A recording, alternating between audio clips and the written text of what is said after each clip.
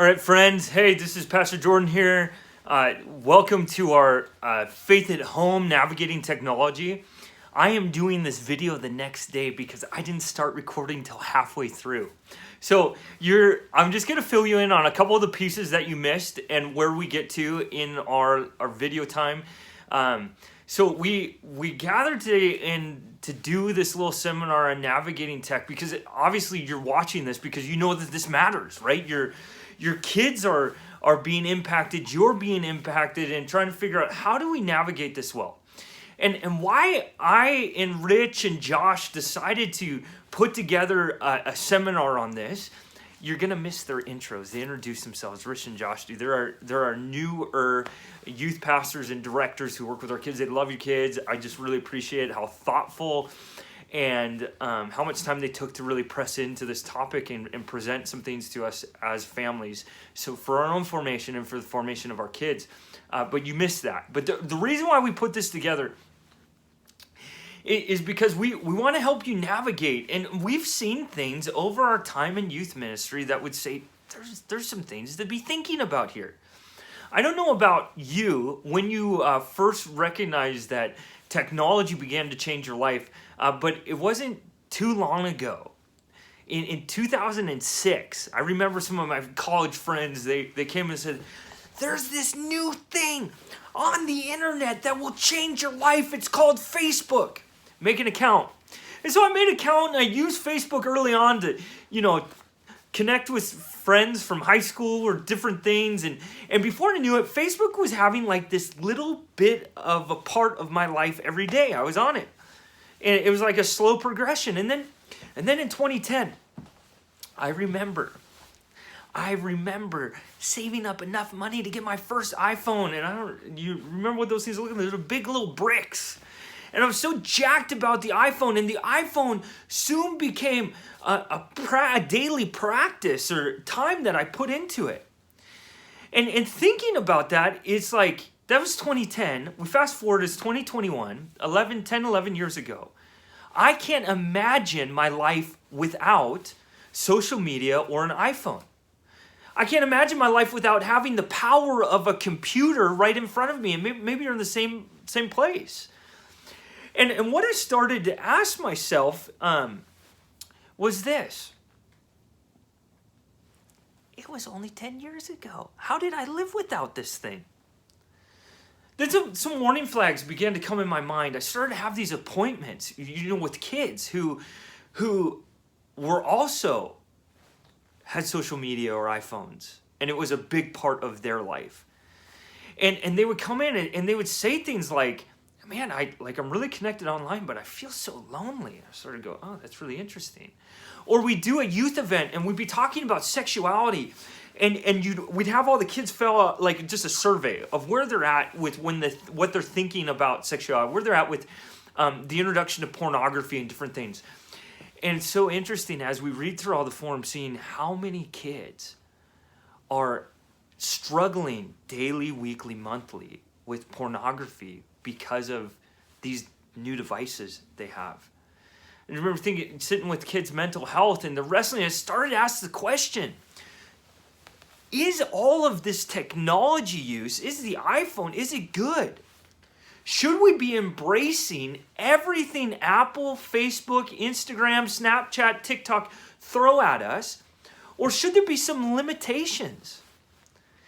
So I started to ask this question. So when Josh, Rich, and I got together to talk about planning this seminar, I was like, how do we help our families to think well about technology when it's something that many of us just haven't paused to second guess?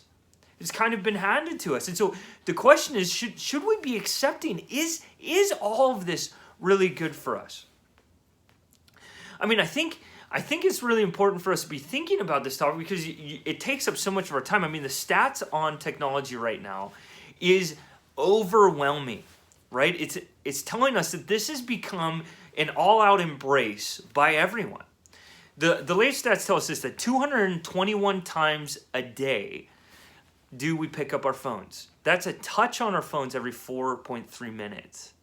It tells us that the average teenager, young adult is spending 9 hours in front of a screen a day. The latest stat shows even kids 8 to 12 are spending upwards of 6 hours a day on a screen. And these stats are saying they're telling us that we have taken everything that Apple's given us. We have taken everything that social media has given us and we put it in our life and we've embraced it. And when we are gathering to talk today, I want to talk about what are some of the fallouts, what are some of the warning signs that we need to be aware of when we do this all-out embrace of technology. Now, I want to preface this. Technology is wonderful. I mean, right now, I'm talking to you on my iPhone. We had this conversation over Zoom. Technology moves the ball forward in a lot of ways, but it is so powerful. So powerful, more powerful than you and I. And so how do we use technology as a tool, the tool that it's meant to be used for, instead of allowing it to reach into every different part of our lives? So that is the reason why we're talking about this. That's why it matters to me, is because we've seen, Rich, Josh, and I in our youth department, we've seen so many kids have impacted by the negativity of tech. And I tell you this, we know we're not parents. I mean, yeah, I'm a parent. I've got a 7-year-old. Josh has got a little baby. Rich doesn't have any kids, but we bring our experience from the research we've done.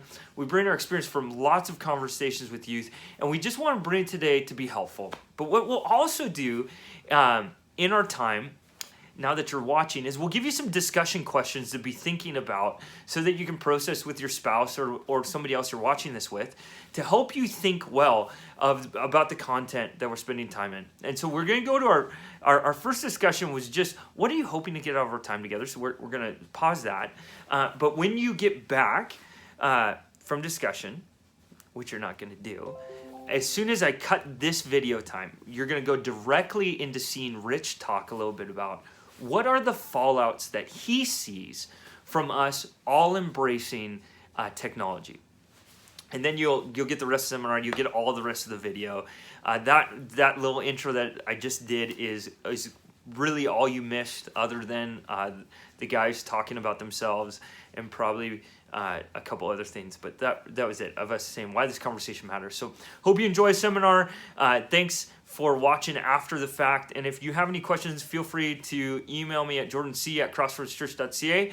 Or if you would like the package that I fire out at the end of the seminar, make sure to email me as well. Okay, hope you enjoy, and take a listen to Rich. I graduated from university 5 or 6 years ago, and right after university, I worked as an EA in a public school here in Lacombe. And I was on the French immersion side, because being from Toronto, a lot of people go to French immersion. And so I was one of those lucky ones. And being here, they needed someone right away. And so once I applied, the principal had emailed me saying, like, can you come in as soon as possible, please? And I didn't understand the urgency. And then I went to the first meeting, and they're like, we'll hire you on spot because there are so many behavioral issues that are happening in the school, especially where I was. It's a school that was from kindergarten through to grade 3. And so I started the job the next week, and this was the first time I'd ever seen the potential fallout of what technology is going to look like. And this is with a grade 1 student. So the first day, just introduction, you get to know all the kids. And then I remember it was the end of the first day on the job, and the principal came into the classroom, and so did the school psychologist. They came in, and there was a child, we'll call him John. He was in the corner, and he has an iPad, and he was one of the ones who I was supposed to be assigned to for behavior. And they are all like huddled around each other, the principal, the head teacher, and the school psychologist. And they looked at each other like, are you guys ready? And they had like a countdown. I was like, I don't understand like what's going on. And then the principal went towards the kids like, okay, it's time to give back your iPad. I was like, okay, this should be fine. I don't know why there are 4 of us adults here for this. And then he ignored it. And he's like, okay, we need the iPad now, John. And they said, no, I'm not ready yet. 3 more minutes. And I said, no, we go through this every single day. And my mind was like, this is an everyday occurrence. And so they went through it every day. And so then finally they're like, John, we have to take it from you. And she proceeded to take it. And then it was literally like day and night. He started kicking, screaming, using belligerent language, biting. It went like 0 to 100. and they're able to do a professionally exercise like restraint until he's able to calm down and learn to self-soothe. And it took about like 15, 20 minutes. And I was in awe because I'd never seen this before. And I thought maybe this was like the extreme cases. But over the 4 years that I was an EA, there were upwards of probably 20 kids who had situations like these, obviously not as intense. But I asked the psychologist a few weeks later, what is happening? Like, why is it like this? And she said, what happens is children often, when they're exposed to technology, especially at a younger age, for long durations of time, is something called rock brain. I don't know if any of you guys have heard of this before. So it's called rock brain in the educational sectors. In the science field, is called lizard brain. And so what happens is um, when we are in front of a screen, there's like a lot of rates per second that are going through, and it bypasses our neocortex, which is like the logical, reasoning, rational process, and it goes straight to our limbic system, which is like the brain for like emotions and behavior regulation. When you take a technology away when they're in this state, especially when they're young, they don't have a developed like prefrontal cortex. It's literally as if they're going through withdrawals, as if they were an addict. And so a lot of them, they hate that feeling. I don't know if you've tried to take away technology from, it could be teen kids, whatever. They have a hard time sometimes going through that. And so what ends up happening is there's a lot of flaring because it's very reactionary to whatever they're going through. And that was the first time I recognized there's potential a problem if there's an imbalance of how people are using a lot of these technologies. And they said it's not just kids; it's more happens with adults too. Where like if you take away um, gaming systems from your teen or your phone, you suspend them. Like they go through actual withdrawal symptoms as if someone who was addicted to something would go through. And she said like it's going to increasingly get harder and harder as we continue where our world's becoming more dependent on technology, especially screen time. Um, she said that there are keys that they can help with, and I know she said going just 0 to 100 and taking it from them is probably not the best choice, but you have to have consistent deadlines and let them know like at this time we're taking it from you in advance, or else you're going to consistently train them that if they have temper tantrums, that's how they get their way. But you have to let them know in advance what's going to happen. It takes coaching and consistency to kind of wean them off of the idea of how it's supposed to work. That was the first fallout that I saw. The second one I want to talk about is the campaign time for video games. I know usually shows are like between 20 minutes and 50 minutes, depending on the show. And usually, as parents, you can be there present with them, watching, you can monitor them. If it's a movie, sometimes between like an hour and a half to 2 hours. The interesting is about video games, especially if it's a console game. So I don't know how many of you guys have consoles in your house, but console means like something like a machine you plug into the wall and it's connected. So like Xbox, PlayStation, Nintendo Switch. Usually when you have a console game, the campaign, which means like the story or the duration it takes, is about like ranges from 90 hours to 150 hours to complete. And you can't be there. You're probably not going to be there for the entire duration of this as a parent, whereas you would be for a TV show or for a movie. Um, the issue is that like oftentimes, depending on the rating of the game, there's like E, which means for everyone, or there's M for mature, or T for teens. A lot of these times, they're going to be exposed in the cutscenes of things to a lot of like sometimes like sexuality or spiritualism and things that you can't monitor. And so the second fallout is that like it can be increasingly hard to monitor these kids because they're gonna be on these devices or on these consoles for upwards of 150 hours because there is a way that they want to complete the game or get as high as they can in it. And the last fallout that I noticed that I want to talk about, which was in the Western world, we often like cartoons. It seems as like a family friendly activity, which is fine, whether Pixar or Disney, and things that are relatively safe.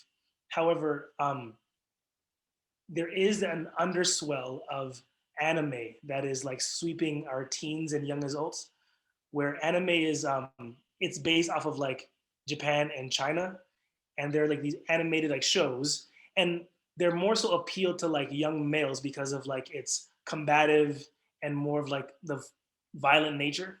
And the interesting thing is because it is seen as a cartoon, sometimes as parents like, oh, they're just watching a cartoon, it should be fine. But in those countries, the animation is actually like meant for adult content. And so oftentimes there's a lot of like, especially in Japan, there's a lot of like spiritualism that happens in a lot of these, a lot of gore, a lot of blood, a lot of exposure to sexual themes. And statistics have shown that a lot of teens get their gateway into pornography through something that looks like anime called hentai, which is, if you just were to like someone to search up like anime on YouTube, you'd find a lot of hentai themes, which is like basically animated pornography. And that's where a lot of even friends that I've had said their introduction into it has been through anime. And so a lot of these fallouts, I'm not here to say you have to like ban your kids from all, but it's more so as we continue these discussions, the point of bringing these up is it's not so much to restrict them, just like the incidents with the child I was working with.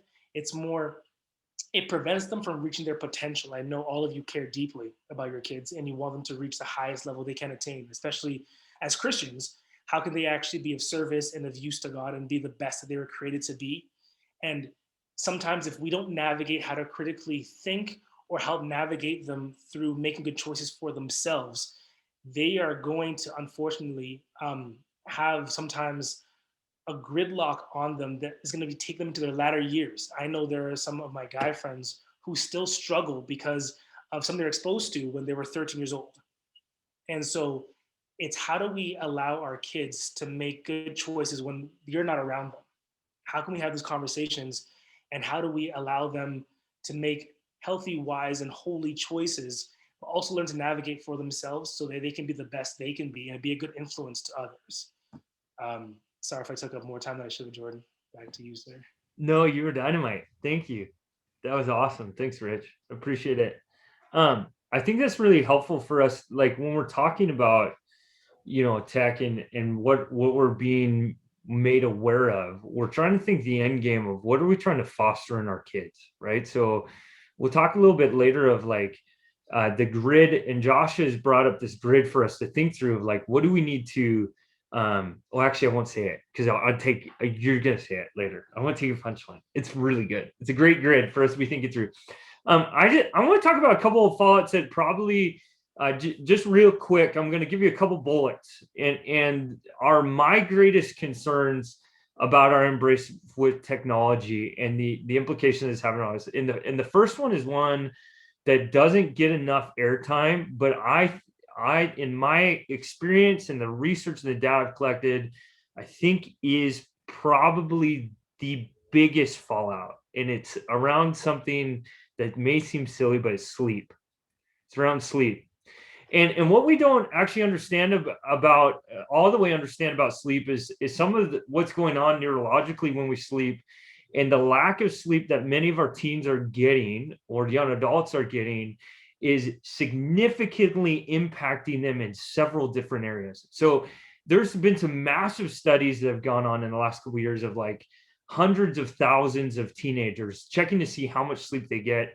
And we know that teens need between 8 and 10 hours of sleep a night, and preteens need between 9 and 11 hours of sleep at night. And I think about those numbers and I get all dreamy because I can't imagine having that much sleep at night. And some of you with young kids, you're like, yeah, like when can we get some of that? That a whole day of that would be amazing. But there's studies that are showing is that 40%. Now this is a couple years old, but around 40% of teens are getting less than 7 hours of sleep a night. So that's the average. So what that's telling us is it's telling us that kids aren't getting what they need for development. And we don't realize that sleep is connected. So a couple of things just real quick. Sleep is so significantly connected to mental health.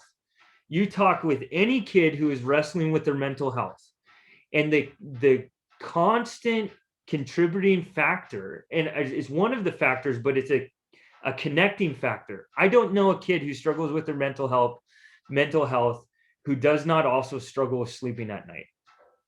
Like they go quite hand in hand. You talk about even development. We don't even think academically or athletically development with sleep. they did some studies with some of these kids where they taught them simple skills like a water, but like something really small. And they taught them the skill, and then they forced some of them not to sleep very much at night to get like around 7 hours. And then they gave the rest the amount of sleep that they needed. And then they had the kids perform the skill the next day. And the kids who didn't get the amount of sleep, most of them who learned this new skill either couldn't do it or got worse. Whereas the kids who were able to get the sleep that they needed, were able to start to master the skills. And what we don't understand, what actually is happening in the brain when we sleep, especially when we're in high development, is our brain is like eating like dead cells, right? And it's converting short-term memory into long-term memory. And so when we don't get that, our kids don't actually develop the way that they need to develop in lots of ways. And so I think that if I were to say, what is one thing out of this whole shtick that I want to be paying attention to as a parent when it comes to technology, is how much does my child's embrace or our embrace of tech impact the amount of sleep our kids are getting? How many of our kids are struggling with FOMO because they're up till late? Well, I've got a kid every Sunday morning who I go talk to. She's 16. And my running joke with her is, what time did you get to bed last night? And she's like, well, I was in bed at 12:30. I was in bed at 1:30. I was in bed at 2:30. What time did you get up? Oh, I was up at 5:30 to follow this YouTube channel of this Korean guy who's amazing. And I was thinking, like, you don't know what you're doing to yourself. Like, and I think sometimes we automatically think as parents that sleep has to do with bad attitudes. So it's like, we get on them if their attitude's crappy. So don't you give me that lip, right? Like and really bad attitude is probably my least concern when it comes to the sleep factor. These other pieces are just so significant. So that would be one of the fallouts is sleep. The second fallout we talked about, Rich touched on, is just the access to pornography. I don't know, like, each one of the platforms that your kids are on, they're, even though they have these, Instagram has a no pornography policy, right? You won't find any pornography on TikTok. None of this stuff is anywhere. The social media platforms that are meant to be for teens are the places that it is probably the most still easily accessible to find pornography. So the opportunity to get trapped in stuff, and we could talk about some of the stuff that's going on neurologically with porn and why it is something that we should pay attention to, but I will leave that because I actually have probably 5 pages of notes just talking on the dangers of pornography, but I won't get into that. If you have questions about that later, I'll explain that to you. But that would be my second fallout, is a skewing of how we view our sexuality. My third fallout is just around mental health. And there's been more and more studies that have been coming out that have been measuring kids' mental health and their use of technology. So their use of Instagram, Snapchat, TikTok. Your teens really aren't on Facebook anymore because you're on there now. So I think that we won't use that one, but YouTube. And the bunch of the research is coming out is actually all of those platforms, when they've done these studies, are revealing to us that kids think less about themselves or their mental health or their identity or their esteem after they're done those platforms. The only one that actually boosts kids is YouTube. So that's really interesting to me, is the amount of the embrace of some of these things are actually negatively impacting in certain ways. Now, that's not to say that there aren't good things that are happening from some of those platforms, but those pieces are things that we should be thinking about. Okay, that's a quick blow by of just different fallouts we're seeing. We're going to put you back into breakout groups, and we want you to just talk about which fallout is most impacting your family, or is there a different one that we didn't mention. So we'll put you back in your breakouts. I don't know if I can get you. Oh, I actually can. Okay, I'm going to get you all back in your same breakouts. So that's good.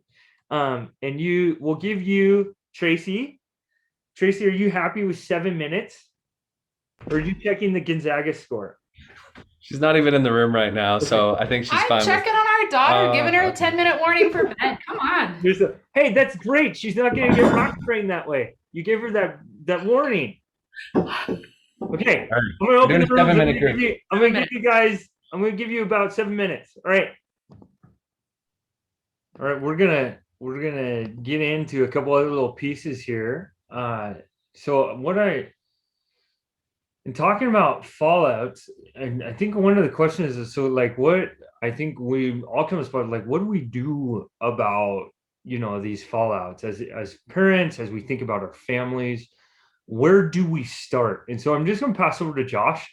And Josh, why don't you give us a couple thoughts on where do we begin? What are your thoughts on that? I almost forgot to unmute. Yeah, so I was going to talk to you guys a little bit about media and faith and modeling. And just on that note, I was thinking about when I was thinking about this back home. I'm from Victoria, British Columbia, and my dad, like many dads, taught me how to drive. And so when he was teaching me how to drive, he pointed out something I was doing wrong, and I just have this memory of being like, "Wait, Dad, like you do that all the time." And in the words, you probably have heard this before. It's a classic dad line. It was like, "Do as I say, not as I do." And I just thought it was very interesting to think about that because it's so easy I think, to do that. It's so much harder to look at what we're doing. It's so much easier to be like, okay, you do this.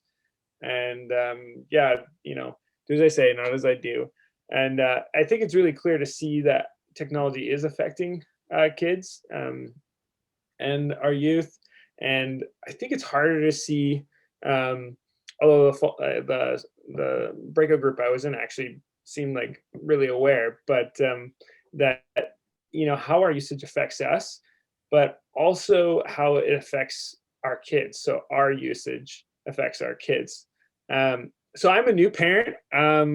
My son, like I said, was born in January the 25th of this year. He's 8 weeks old-ish. So I am really new to this. So I'm not speaking as an expert, as an elder. I'm speaking as a fellow traveler and someone that I'm excited to hear what you guys are talking about too. Cause I'm like, oh, okay, I'm going to glean as much as I can too. So I just thought I would share with you the thoughts that I've been thinking about this. And I think it's crazy already.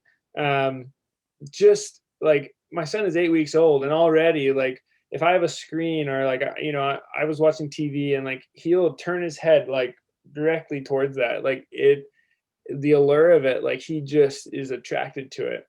And so I worry about, just thinking like, oh, like how does this affect his development? Like a little bit like what Jordan was talking about, like now, and also how will it affect him in the future? So I really appreciate all these, these new thoughts and like the fallouts and like different ideas. Like Jordan said, there's lots of data. But I think the hardest thing for me has been like this idea of doing it myself, this modeling, because we know that our kids are watching us. Well, I just have one kid now, hopefully more in the future, but we know that they're watching us. And already I know that like Ezra, like he starts like the other day for the first time was starting mimicking something Rebecca was doing. Like it starts so young. And yet, with older kids, like it's happening so much. They see what we're doing. So, and I think too, me personally, I know that I learn best, not just when people like tell me something. I don't know if you're like this, but like when it's shown to me, or if I can like participate in it, like when I can actually get active in it. So I'm really convinced that if I want my kids to have a healthy relationship with media, I have to start with myself. But this is really difficult because it's just like it feels like that's the hardest part. I think a good place I found to start, even though it's hard, it was several questions that I was asking the youth in the past couple of weeks. We've been doing a series on basically it's called Redeem the Screen. It's like going through, the bad and the good of media and how to find that healthy balance and how we navigate that with our, how that impacts our relationship with Jesus. And I thought I'd bring these up because I think it helped me a lot, because I was asking them to the students, but then I in turn actually asked them to myself, like, where am I at, just to help us kind of get an idea of where are we at. And question one was, how much time do I spend on my phone, computer, gaming system, TV, sorry, not TV, per day and per week? Could be a new thing, TV. I think it's a T actually, but anyway. What app do I spend the most time on? And the second question, and this one, yeah, I'll try to contextualize, but because it was part of the series we were doing, was knowing that my time and the content that I'm absorbing tell a story of my affections. Where do my affections lie? So basically saying that basically where we spend our time is where we get immersed in, and that tells us what we love and what we actually are prioritizing. This last question I didn't ask, I wish I did, but I just added it because I think it's super important, is what are some places and spaces in my daily routine that phones can take me away from building stronger relationships with others? And we've all experienced this in some shape or form. I think the biggest thing for me was one time back when I had, someone was talking about a flip phone, back when I had a flip phone,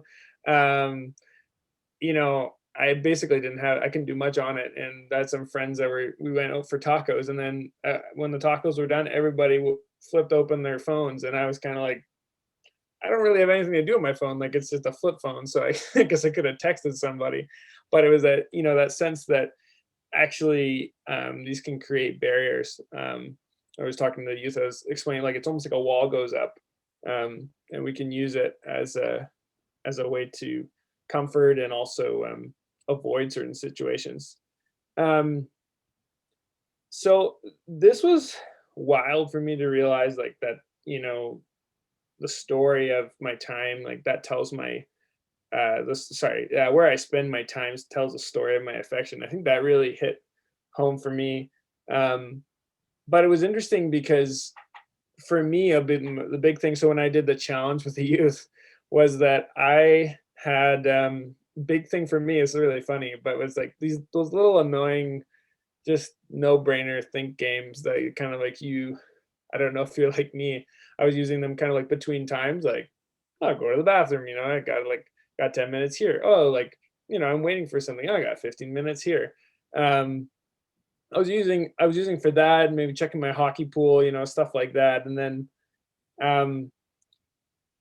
it was interesting because then when I gave the challenge at youth as to kind of take a media fast or like a detox, I was like, well, I have to take one myself, obviously, otherwise I'm not practicing what I'm preaching here, quite literally. So I decided to do it, and I was so surprised at the time I actually had for doing Devos, because what I did basically was I said, okay, whenever I get tempted, which, man, crazy when you're like trying to get off something and you notice the notifications just keep like hounding you.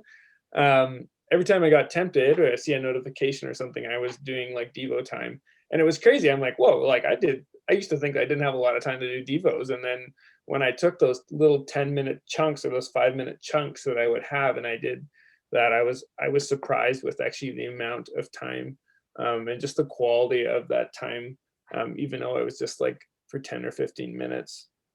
I think it's important too, to just, I'm guessing everyone to some shape or form has tried one of these digital detoxes, and the only thing I would say is long-term was what actually originally, I think it was Jordan's wife, Julia, kind of gave me this thought when they were talking about fasting at Lent, but just the idea that, when you go to a dentist and they take out a cavity, I don't know if you've had that pleasant experience, but when they take out a cavity, they drill in a hole, And as you can imagine, like leaving that hole, my mom actually had that where they're like, okay, you have to come back tomorrow. She's like, what? You know, and they like have to like cover it, and it's like crazy still stuff gets into it. You know, it's so easy. With this, I think if we create that hole for it to be filled with other stuff, for taking, you know, the time away from media, for making space for that, we do have to be filling that with something else. Otherwise, it will be filled. Um, and one thing, just as I finish up, it's my last little bit. Thanks for bearing with me. I've been experimenting with is just some like ideas or like some ground rules. I was doing some research on like what would help me model a healthy relationship with media for my family in the future. And one thing, basically, I think is really good is choose what I will embrace, what I will limit, what I will avoid, and what I will replace. To start with that first one, just to give it examples, because that's a lot of words I know throwing at you, but embrace like special moments. So what are you going to embrace in terms of like, for instance, something my wife has brought up a lot is like, you bring your phone to the dinner table and that's not cool. Like that moment is for our family. So I'm like, okay, yeah, like I gotta, sometimes it'll even like, I'll get caught in it and she's like the phone. And so I like throw it or be dramatic in some ways, but usually it's just putting it down. One time I did throw it actually. She was like, what are you doing? And I think for, yeah, oh, sorry. And a second example of that too would be Rebecca and I took a course where we were like basically off the grid. Wild story I can tell you sometime, but basically through that course, it was about technology. We're like, okay, we're not going to have phones in our bedroom. Ezra came along and now we use it as a timer and stuff like that. So it becomes hard navigating that. But that was another role that we had for a while, which was really good, making that kind of a special space where we could talk. Limit. So amount, I think that's pretty straightforward, like the amount of time we're doing on something, seeing like, oh, like I'm spending this many hours, like, you know, we have the, funny enough, actually, there's those apps on your phone. I think it's called Digital Wellbeing on Android. I don't know what it's called on Apple, but you can check your screen time. Maybe it's just called Screen Time. And it's wild. Mine crashed, which is so funny. I was like, I've been trying to like fix it for 3 days to figure out actually how much I'm using. So I don't think it's a good sign that it crashed. But you know, that's another way of seeing too, how much are you spending on a certain app, or how much time are you spending? And I also, after limit is avoid. So I think knowing that, you know, that content affects me, I try to limit like movies and stuff like that, like with really inappropriate content and stuff like that, knowing that it affects me. And one that may not be obvious, you might be like, okay, yeah, I know that. One that may not be obvious, I don't know, it wasn't for me, was like, I was watching this one show with a lot of sarcasm and like really heavy sarcasm, and I actually started to affect me. I started like responding to my wife Rebecca that way, and she's like, why you're never like this, why are you doing that? So even just thinking about things like that, like even just habits and stuff like that are like from, you know, what we're ingesting, right? And then last one I put was to replace. And so that one's simple in theory, which is to, you know, like I said, is to take something and to replace it with another. So that in my example, it was taking out my mindless toilet games and replacing it with Devos. So yeah, I'm up for time, probably over. So No, you're good. You're good. I'll pass it back to Jordan. So I think what we want to do for this next little breakout is I want you to just take a little bit of time and I think Josh has a question, I'll put it up, but it's about how well are you modeling? Like what do you, if you were to actually give yourself a score right now as a parent, like how well do you actually feel like you're modeling in a healthy use of technology? So we'll go back to breakouts. Josh has his question is along those lines. I'll put it in the chat. But it's what media have you been struggling with lately? What do you need to embrace, limit, avoid, or replace in your own life? I'll put that in there. we'll give you about 5 minutes for this breakout, and then we'll come back. All right. So we is everybody back? We got everybody? Boom, we're back. Okay. So I want to spend just a few minutes talking about, so we talk about starting with modeling, but then there's some pieces I think for us to really think through of, okay, yes, there's modeling, it starts with me, and I have a couple practical pieces, but I was thinking about, like, what are the stakes for our kids as Christ followers if we don't help them to be thoughtful about technology? What's actually at stake for their spiritual formation? And so I have a couple points that I'm just gonna drill at you, and this is my little preach for the evening. So, well, maybe I've already been preaching, but I'm gonna give you a little more. The first thing I'm thinking about as we're trying to do spiritual formation for our kids, and it comes to technology, if we do not help them have a healthy use, has to do with this. We serve a crucified God who calls us as believers to pick up our cross and follow Jesus. And social media is teaching our kids the opposite. It's teaching our kids to pay attention to their impulses, their desires, and their pursuit of instant gratification. An unhealthy use of social media begins to hardwire our students' brains to believe they should only do what they desire to do. Yet the gospel speaks another message, one of laying down our lives for the flourishing of others, one of laying down our lives to follow Christ. So that would be a first at stake for us when we think about this formation and how social media impacts. The second one is this: we're called to a kingdom that loves our neighbor and cares about the poor and marginalized. We're called to be people, to be called by Jesus to be people who go into the world and make disciples. At the core of our Christian identity is going to others, pursuing others, initiating caring for others.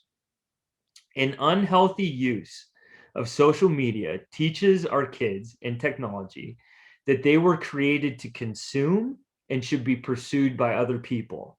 So I think those are two really significant that have to do with, one, unhealthy use is we don't do hard things, and the second is we actually aren't missional.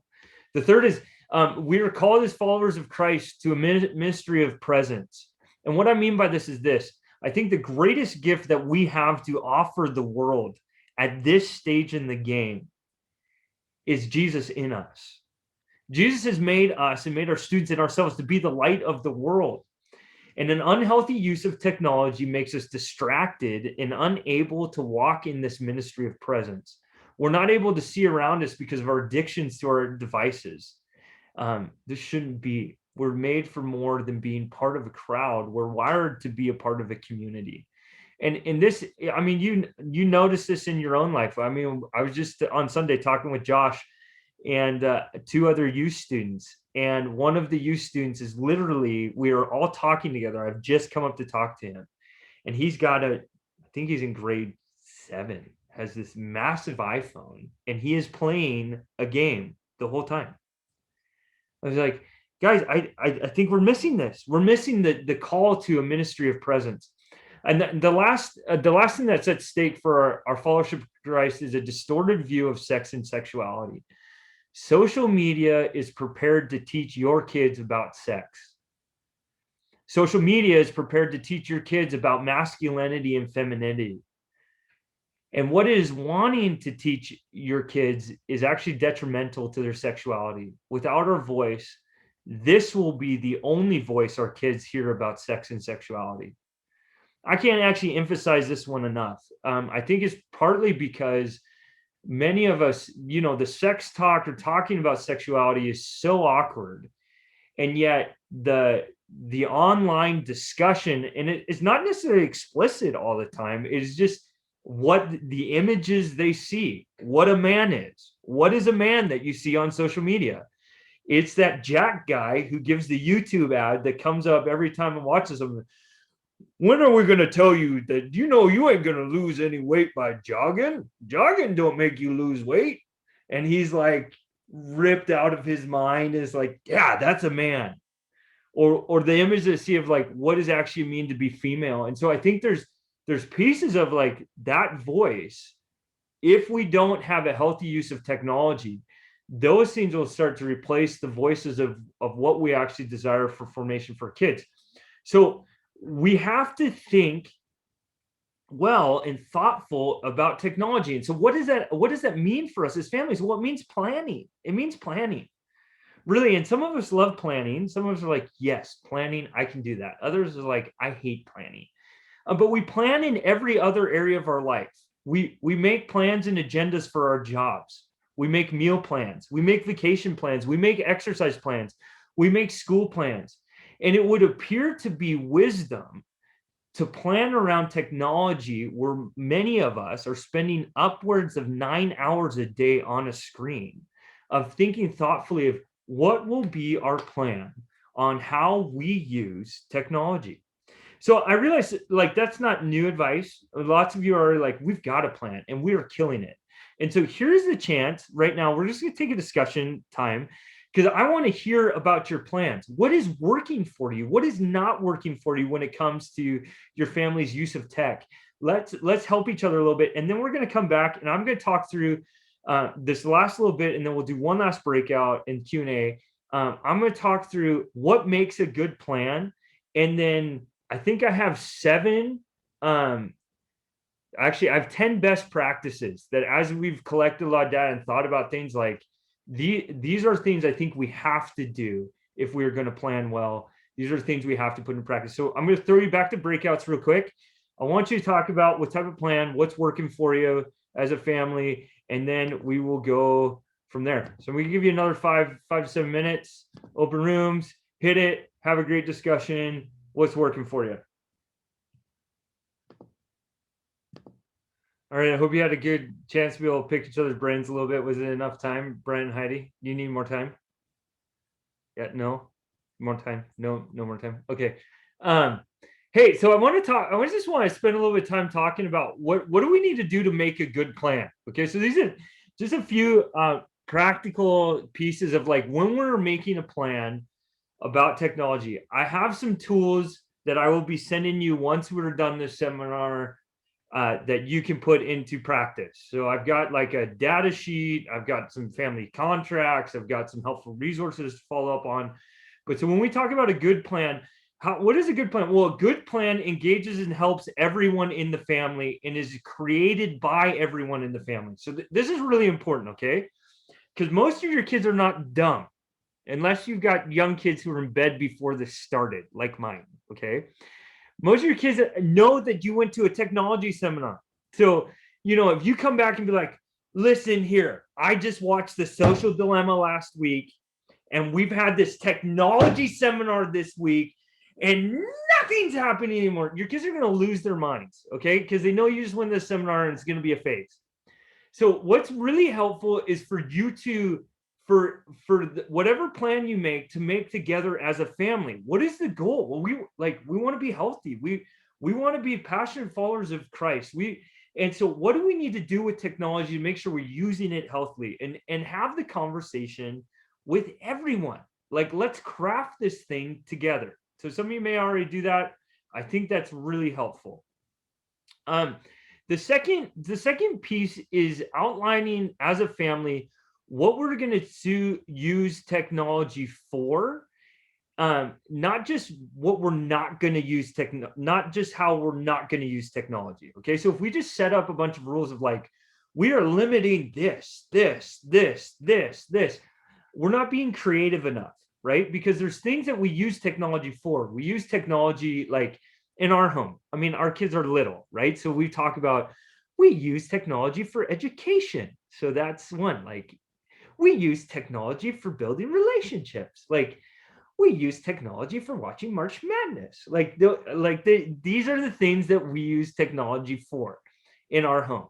So really making sure that we're not just talking about what we aren't going to do, but what I think Josh's framework's actually really helpful. What will we embrace as a family when it comes to technology?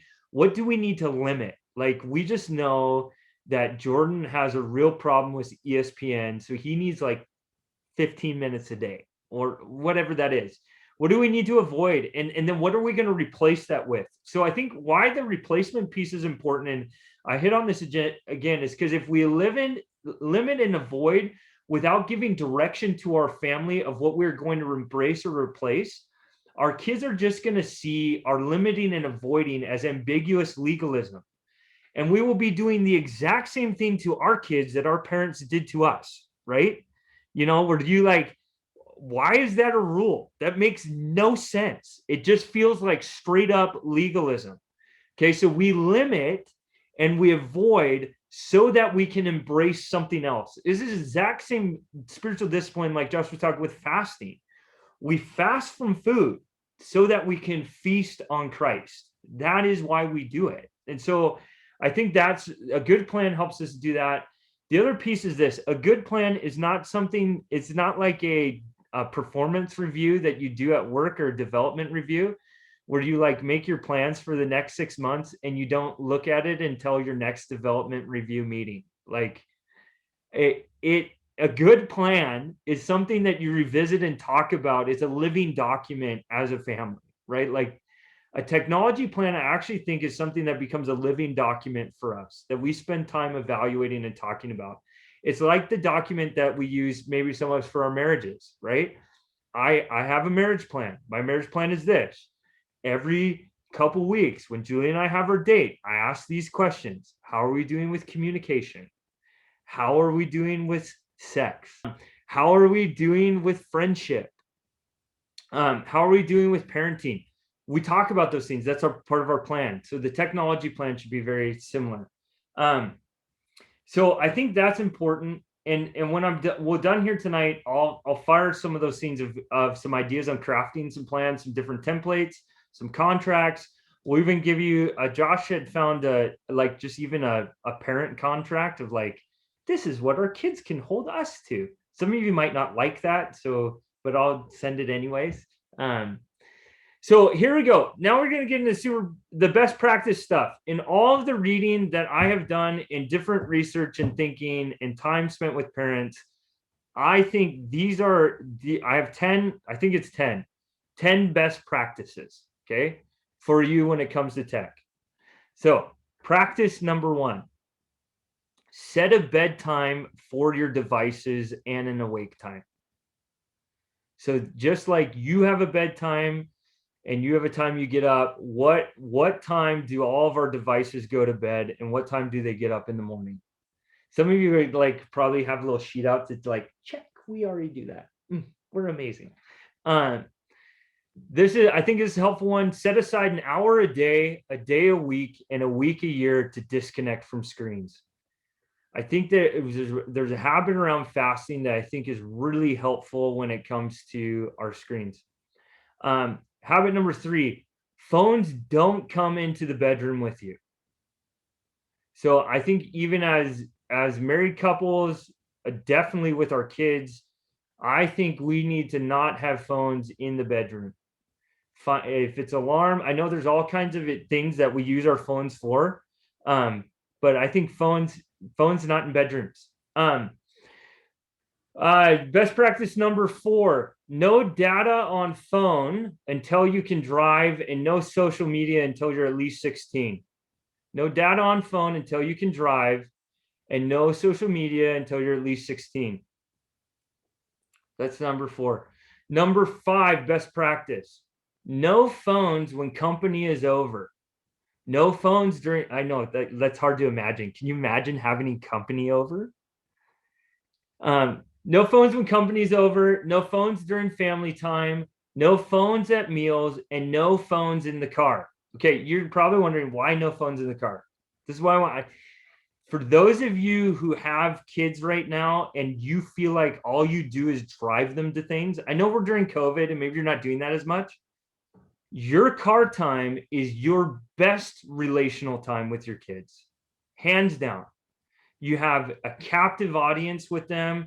You've got an opportunity to connect with them. It's often the time when you get one-on-one time.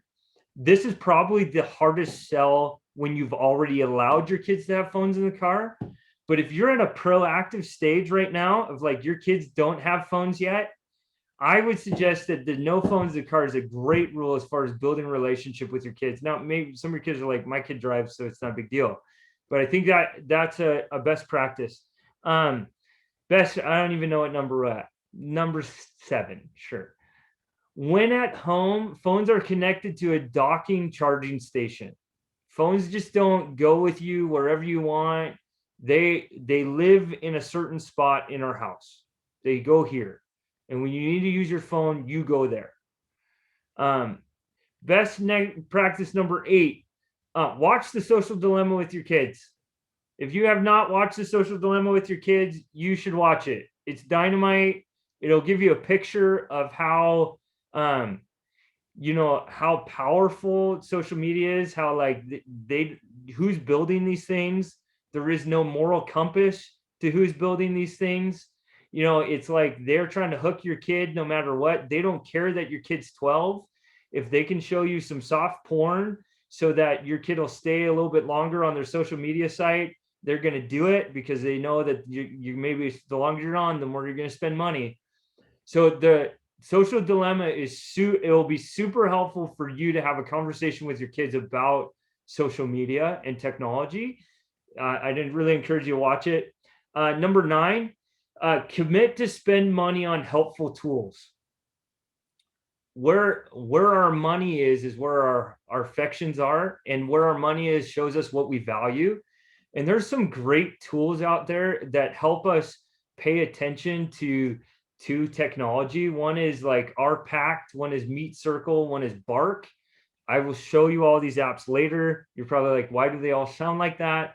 But what they do is they help you figure out how to set boundaries and limits with your tech. So like you can actually turn different times off where your internet's on. I know some of the new, like Shaw does some of these things too. Bark is a great tool for like monitoring of knowing what your kids are doing.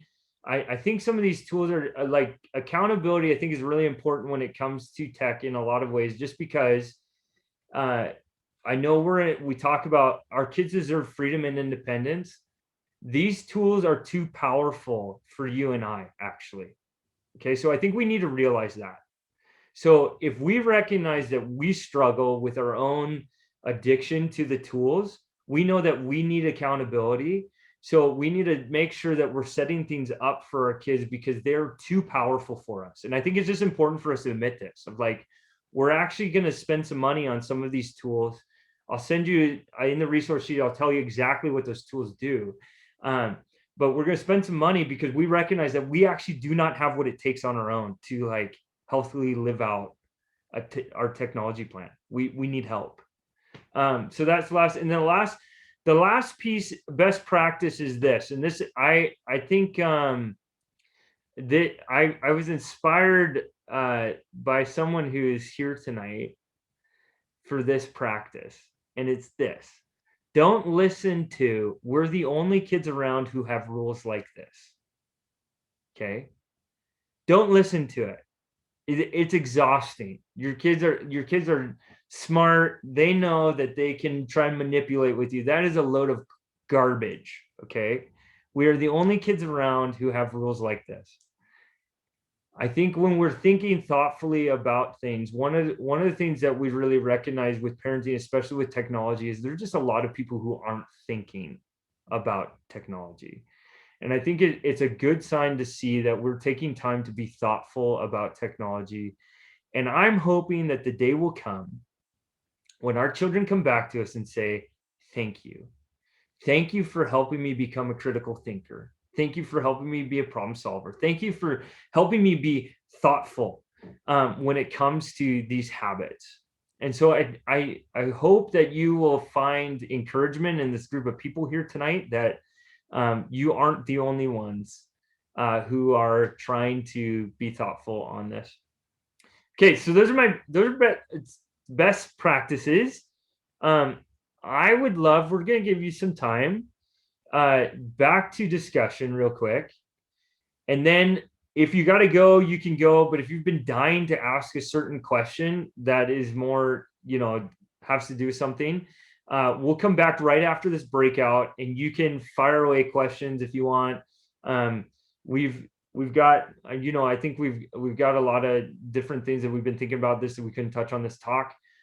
So we'll feel free to do that. We'll go to discussion. I want you to answer this question.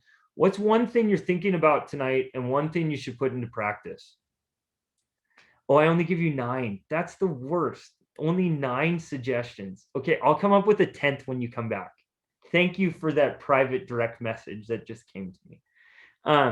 Okay, I'm going to put you in breakouts, and then we'll come back and do Q&A. And I'd love it if you would end up praying for each other. That would be great. So I'm going to actually give you around close to 10 minutes. Okay. Welcome back. I don't know if I cut you off early, but you're all muted, so you probably won't say anything to me anyways. I was just gonna say, so I needed to come up with one more best practice just to, and I think I thought of one, so I'll give it to you. So I know I said no phones in the bedroom. I don't like screens in the bedroom. So we have like an open door policy with screens. So no screens in the bedroom unless the door is open. So that would be the next. And then I will give you an 11th. My 11th would be this. I would hold off on personal devices as long as I could. So, I mean, I don't like a family iPad, a family laptop, a family phone, I think is dynamite, but I think that once the personal device type deal, I would hold off on those as long as I possibly could. I think it creates greater accountability for our kids. Okay, if you have a question, enter it in the chat, or you can speak up and ask a quick Q&A, and we'll just talk around it. And like, if you don't have a question, you can also go, or you can stay. Up to you. It is already almost 9 o'clock, so it's good. Anybody with any questions? I'm gonna pick on somebody. Like, we have to have like one question. Yes, Nancy. I think Kylie has a question. Does she? Yeah, And Kyle has one too. You think Kyle and Kylie have questions? Is that like your? Okay. We know everything. Okay. Oh, right. Well, let's start before we talk Kylie. We'll start with Cassie's question. Once you have teens with cell phones, any suggestions? Cassie, can you ask like anything more around that? Can you give me a little more data on that when you say any suggestions?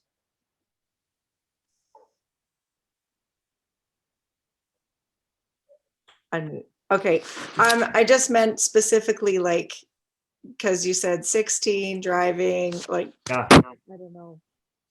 So unfortunately, I think we've entered that phase maybe a bit sooner than we should have, but because there's a lot of pressure in high school. Totally. So starting when here in Red Deer, grade 9, 14, age 14, sort of thing. So I think once you've started with that, any ideas of what would be good rules to have or That's great. around those?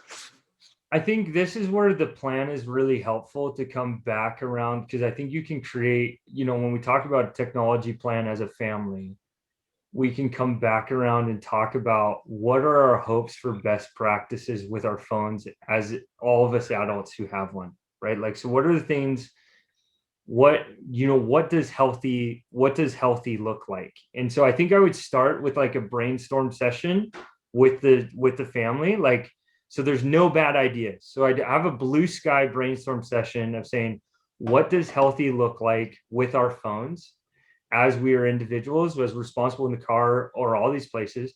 And then I would go from, okay, then how do we get there?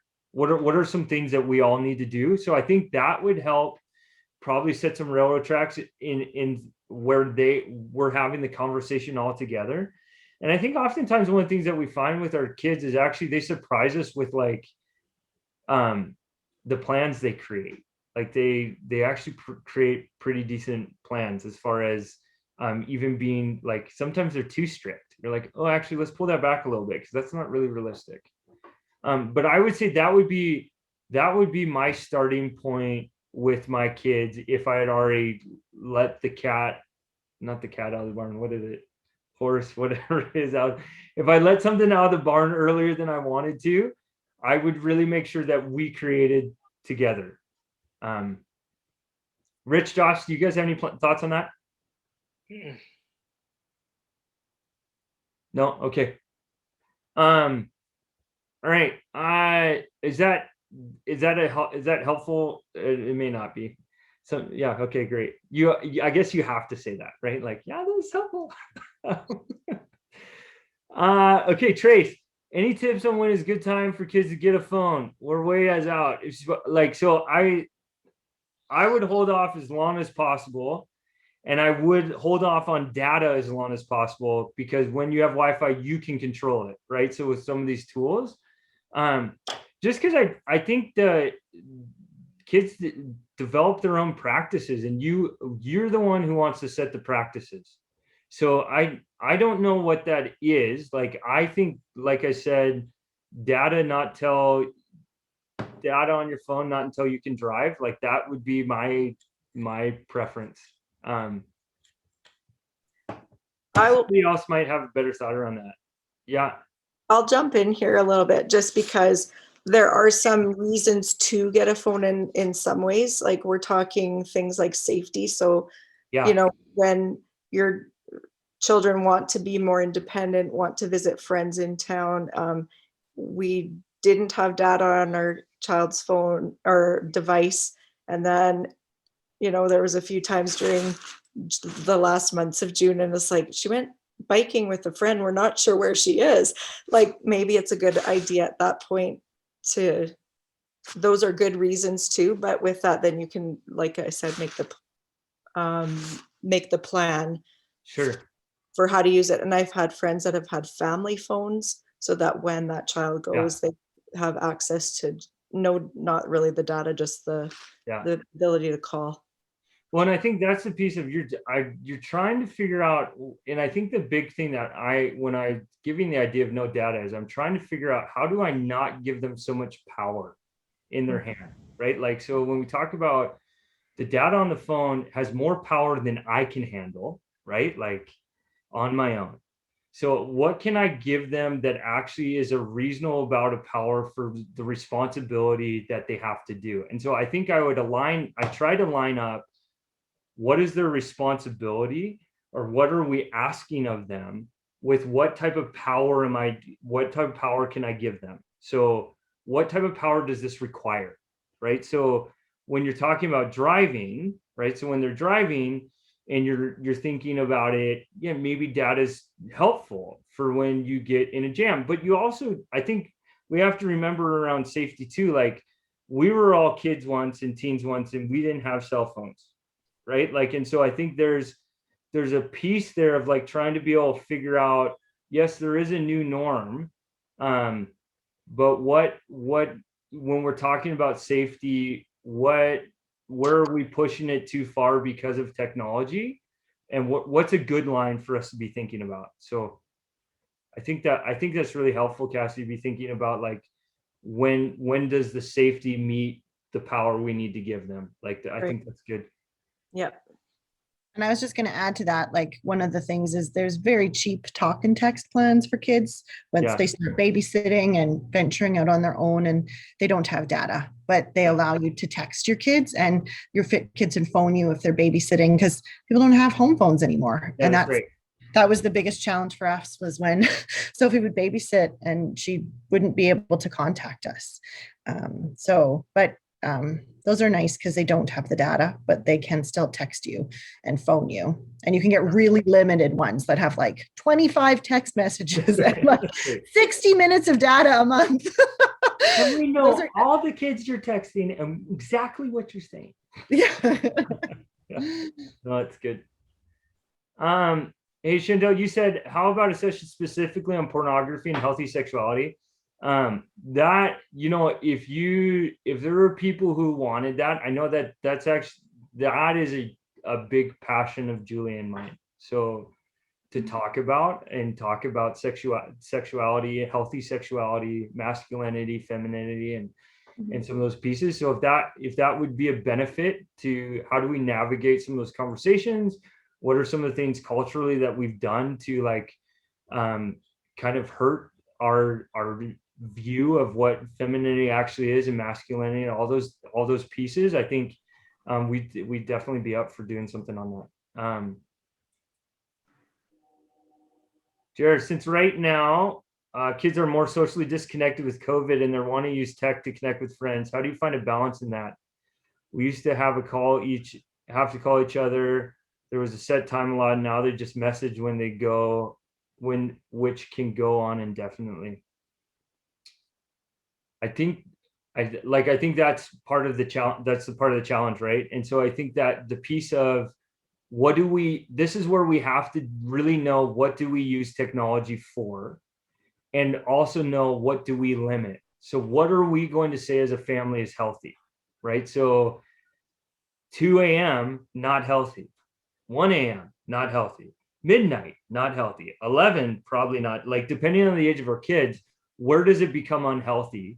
But also recognizing what do we use technology for? So I think that conversation really matters when you're talking about socially, what do we use technology for? And then what does healthy look like, right? So I think when we start pushing the time barrier, the amount of time, it's like, okay, you've gotten to connect. I think sometimes those pieces are a little bit more subjective. And I think that's the piece where we probably just need to be on it as parents, as far as like, okay, this is really great. And yep, when you say, I think it's teaching our kids, when they're saying yes to something like that, that means they're saying no to a bunch of other things as well, right? So when I'm saying yes to 3 hours of connecting with somebody, I'm saying no to maybe some things I'm responsible for, like homework or like, these other pieces. So I think those are helpful tools. Josh, Rich, any thoughts on that? Oh, you covered it, bro. You're good. There you go. They're being very kind to me because I told them beforehand that I enjoy Q&A, and they're like, "Yeah, we'll go for it. Just have it." He's the king of Q&A. It's so funny. You guys are hilarious. Okay. Text and talk plans. That's same bet. That's great. Just thought, remember to model and teach to not use the phone when driving. Texting and driving accidents with young drivers super common. Yeah, that's probably a best tip. It wasn't in one of my tips because I am a big sinner and I need to do better. It needed to be in there. So thank you, Danielle, for saying that, because my wife would say thank you. Oh, Carla, that's you. That's you. I like that you got Danielle. That's awesome, Carla. That's awesome. I was like, Danielle, who's Danielle? Oh, okay, yeah, that's great. Awesome.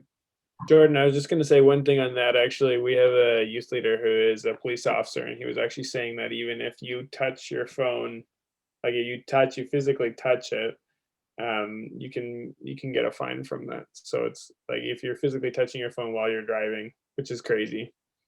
And in BC, I think now they're even talking like it might even be actually if it's just on your dash or if it's visible to you, you can get fines. So I need to get my act together.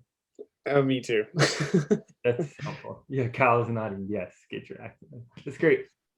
Okay. I'll pause for one last, and otherwise we'll just wrap this up.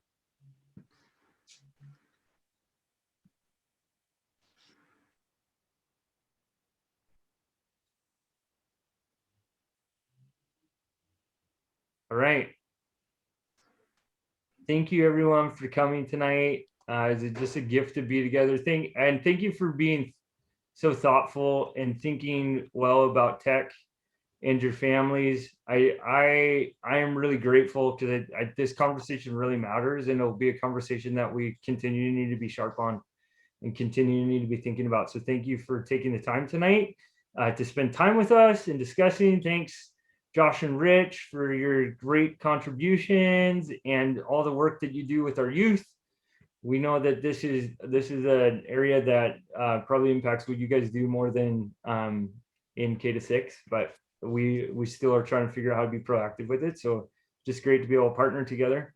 And yeah, hope you all have a great night. Why don't I'll pray, and then actually Rich, why don't you pray for us, and then we'll go. Absolutely. Okay. Dear Heavenly Father, I thank you so much for the time we're able to spend together. I know there's a lot of information, but I just pray that you please just guide us the next few years. It's going to be interesting how we learn to navigate, and especially with so many kids who are under the care of these wonderful parents. I just pray that you please give them the wisdom and guidance that they need to make them the best servants and stewards of you, to represent what you would look like in this world. Help us to, of our own selves as adults, to be good models of what this looks like first, to lead them. We thank you, and until we meet again, I ask you please bless us and keep us safe. In your name we pray. Amen. Amen. Amen. Okay. Thanks, you guys. And if you have other thoughts and stuff that you'd like to see done for Faith at Home stuff, just fire us a text or an email. Or if you know of someone who does a really great job on a topic, that'd be really helpful, because I think these conversations are good for all of us. So thanks. Mhm.